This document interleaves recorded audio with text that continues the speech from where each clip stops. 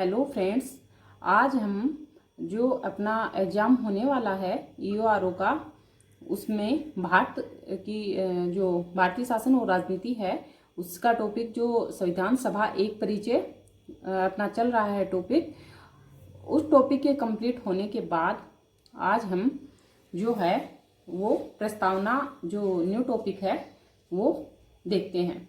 तो सबसे पहले हम प्रस्तावना या उद्देशिका, तो जो प्रस्तावना या उद्देशिका है वो किस प्रकार की है, या हम प्रस्तावना उद्देशिका को हमें याद करना जरूरी है। तो आज हम प्रस्तावना को याद करते हैं या उसके बारे में चर्चा करते हैं, उससे आने वाले क्वेश्चन को देखते हैं और जो प्रस्तावना है हमारे भारतीय संविधान की उसके बारे में चर्चा करते हैं। सबसे पहले तो हमें जो जानते हैं कि जो प्रस्तावना है उसको उद्देशिका भी कहा जाता है। तो ये जानेंगे कि प्रस्तावना को उद्देशिका क्यों कहा जाता है। तो प्रस्तावना को उद्देशिका इसीलिए कहा जाता है क्योंकि जो अपनी संविधान सभा की जो पहली बैठक हुई थी वो हम जानते हैं कि 9 दिसंबर 1946 को पहली बैठक हुई थी, 11 दिसंबर 1946 को दूसरी बैठक हुई थी और जो 13 दिसंबर 1946 को जो संविधान सभा में जो उद्देश्य प्रस्ताव पंडित जवाहरलाल नेहरू के द्वारा रखा गया था तो उसी को स्वीकार कर लिया गया था। तो इसीलिए जो है उद्देश्य प्रस्ताव रखने के कारण ही आज हम प्रस्तावना को उद्देशिका के नाम से जानते हैं। ओके, अब नेक्स्ट बात करते हैं कि जो हमारी प्रस्तावना है उसको एक तो संविधान की कुंजी कहा जाता है। तो क्वेश्चन ये आता है कि प्रस्तावना संविधान की कुंजी, भारतीय संविधान में संविधान की कुंजी किसे कहा जाता है। तो संविधान की कुंजी किसको कहा जाता है, प्रस्तावना या उद्देशिका को। अब हम थोड़ा आगे चर्चा करते हैं कि भारतीय प्रस्तावना है क्या, मतलब किस तरीके की प्रस्तावना है। तो हमें ये मतलब एक तरीके से देखें तो इसको 5 से 10 बार अगर बोलते हैं तो हमें याद हो जाएगी। तो भारतीय प्रस्तावना हम याद करते हैं कि हम भारत के लोग भारत को एक संपूर्ण प्रभुत्व संपन्न समाजवादी पंथनिरपेक्ष और लोकतंत्रात्मक गणराज्य बनाने के लिए तथा उसके समस्त नागरिकों को सामाजिक, आर्थिक और राजनीतिक न्याय, विचार, अभिव्यक्ति, विश्वास, धर्म और उपासना की स्वतंत्रता, प्रतिष्ठा और अवसर की समता प्राप्त कराने के लिए तथा उन सब में व्यक्ति की गरिमा और राष्ट्र की एकता और अखंडता सुनिश्चित करने वाली बंधुता बढ़ाने के लिए दृढ़ संकल्प होकर अपनी इस संविधान सभा में आज तारीख 26 नवंबर 1949 ईस्वी को एतद द्वारा इस संविधान को अंगीकृत, अधिनियमित और आत्मार्पित करते हैं। नेक्स्ट हम एक बार दोबारा इसको रिपीट करते हैं क्योंकि अगर ये प्रस्तावना हमें याद होगी तो हर एग्जाम में यहाँ से क्वेश्चन, प्रस्तावना से क्वेश्चन कंफर्म आता है। और प्रस्तावना में शायद ही कोई ऐसा सेंटेंस होगा या ऐसी कोई लाइन होगी जहाँ से क्वेश्चन आज तक नहीं बना है। तो प्रस्तावना की हर एक लाइन जो है वो इम्पोर्टेंट है और हर एक जो शब्द है उसका अर्थ हमें पता होना चाहिए। तो जो दोबारा एक बार रिपीट कर लेते हैं। हम भारत के लोग भारत को एक संपूर्ण प्रभुत्व संपन्न समाजवादी पंथनिरपेक्ष लोकतंत्रात्मक गणराज्य बनाने के लिए तथा उसके समस्त नागरिकों को सामाजिक, आर्थिक और राजनीतिक न्याय, विचार, अभिव्यक्ति और विश्वास, धर्म और उपासना की स्वतंत्रता, प्रतिष्ठा और अवसर की क्षमता प्राप्त करने के लिए उन सब में व्यक्ति की गरिमा और राष्ट्र की एकता और अखंडता सुनिश्चित करने वाली बंधुता बढ़ाने के लिए दृढ़ संकल्प होकर अपने इस संविधान सभा में आज तारीख 26 नवंबर 1949 को एतद द्वारा संविधान को अंगीकृत, अधिनियमित और आत्मार्पित करते हैं।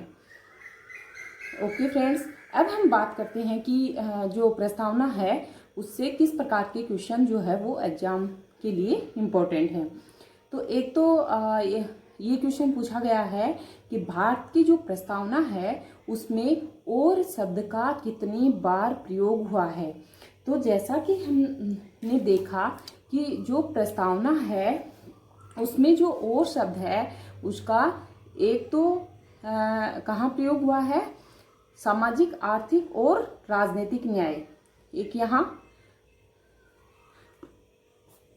दूसरा विचार, अभिव्यक्ति, विश्वास, धर्म और उपासना की स्वतंत्रता 2 बार।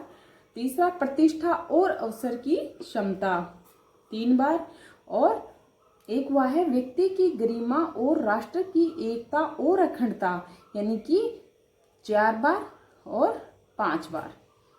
तो जो और शब्द है उसका हमारी प्रस्तावना में कितनी बार प्रयोग हुआ है, तो वो हुआ है 5 बार। 5 बार जो है और शब्द का प्रयोग हुआ है। अब हम नेक्स्ट बात करते हैं कि जो समाजवादी, पंथ निरपेक्ष और लोकतंत्रात्मक शब्द हैं वो भारतीय प्रस्तावना में कौन से संविधान संशोधन के द्वारा जोड़े गए हैं। तो हमें ये ध्यान रखना है कि जो 42वां संविधान संशोधन हुआ था 1976 में, उसके द्वारा शब्द समाजवादी, पंथ निरपेक्ष और लोकतंत्रात्मक शब्द जो है वो भारतीय प्रस्तावना में जोड़े गए हैं। कौन कौन से शब्द हैं? समाजवादी, पंथ निरपेक्ष और लोकतंत्रात्मक शब्द। तो जो 42वां संविधान संशोधन है वो 1976 को लागू नहीं हुआ था, आया था। और यह जो 42वां संविधान संशोधन 1976 है यह 3 जनवरी 1977 को लागू हुआ था, बट ये जो संशोधन है वो 1976 को आया था। अब हम बात करते हैं इसमें कितनी प्रकार की न्याय की व्यवस्था की गई है। तो जो प्रस्तावना है उसमें 3 प्रकार की न्याय की व्यवस्था की गई है, सामाजिक, आर्थिक और राजनीतिक न्याय। नेक्स्ट क्वेश्चन यहाँ से बनता है कितनी प्रकार की स्वतंत्रता की व्यवस्था जो है वो प्रस्तावना में की गई है। तो विचार, अभिव्यक्ति, विश्वास, धर्म और उपासना की स्वतंत्रता, यानी कि 5 प्रकार की स्वतंत्रता का उल्लेख जो है वो प्रस्तावना में किया गया है। विचार, अभिव्यक्ति, विश्वास, धर्म और उपासना की स्वतंत्रता। अब नेक्स्ट चलते हैं कि समता यानी कि समानता, किस प्रकार की समानता की बात की गई है। तो प्रतिष्ठा और अवसर की क्षमता, यानी कि 2 प्रकार की समानता या क्षमता की बात हमारी प्रस्तावना में की गई है, और वो है प्रतिष्ठा की क्षमता और अवसर की क्षमता। अब हम बात करते हैं कि जो हमारी संविधान सभा है उसको कब अंगीकृत, अधिनियमित और आत्मार्पित किया गया था। तो वो है 26 नवंबर 1949 को। ये क्वेश्चन भी आया है कि संविधान सभा को कब अंगीकृत, अधिनियमित और आत्मार्पित किया गया था। तो वो है 26 नवंबर 1949 को। अब हम एक क्वेश्चन लास्ट में ये बनता है कि प्रस्तावना में 3 शब्द हैं, अंगीकृत, अधिनियमित और आत्मार्पित। तो जो अंगीकृत, अधिनियमित और आत्मार्पित जो शब्द हैं वो इनको क्रम से लिखना होता है। तो जैसे सबसे पहले दे दिया अधिनियमित, बाद में दे दिया आत्मार्पित और दे दिया अंगीकृत, तो इनको क्रम से लिखना होता है। ठीक है, तो इनको हमें जो है वो क्रम से ही याद रखना है। सबसे पहले अंगीकृत, अधिनियमित और आत्मार्पित। तो ये हमारी प्रस्तावना जो है इससे को याद करना है। उसके बाद जो भी क्वेश्चन प्रस्तावना में शायद ही कोई सेंटेंस ऐसा होगा जहां से क्वेश्चन आज तक के एग्जाम में नहीं पूछा गया है, तो हमें ये पहले प्रस्तावना याद होनी चाहिए। तो इसके लिए दोबारा एक बार हम रिपीट कर लेते हैं।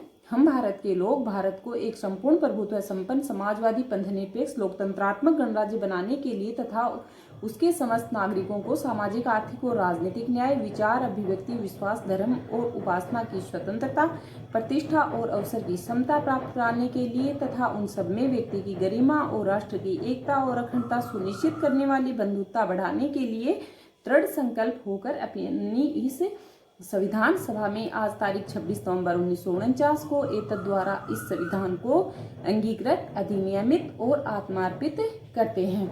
ओके फ्रेंड्स, आशा करती हूँ कि आपको ये समझ में आया होगा।